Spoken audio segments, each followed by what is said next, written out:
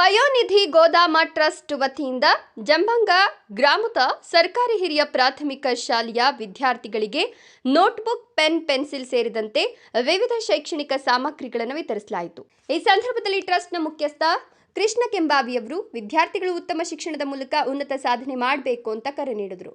ಟ್ರಸ್ಟ್ನ ಸಮಾಜಮುಖಿ ಕಾರ್ಯವನ್ನು ಶ್ಲಾಘಿಸಿದ ಎಸ್ಟಿಎಂಸಿ ಅಧ್ಯಕ್ಷ ಅಶೋಕ್ ವಿ ಹತಗುಂದಿ ಧನ್ಯವಾದ ಅರ್ಪಿಸಿದರು. ಕಾರ್ಯಕ್ರಮದಲ್ಲಿ ಶಾಲೆಯ ಮುಖ್ಯ ಶಿಕ್ಷಕರು, ಎಸ್ಟಿಎಂಸಿ ಸದಸ್ಯರು, ಸಿಬ್ಬಂದಿ ಹಾಗೂ ವಿದ್ಯಾರ್ಥಿಗಳು ಉಪಸ್ಥಿತರಿದ್ದರು.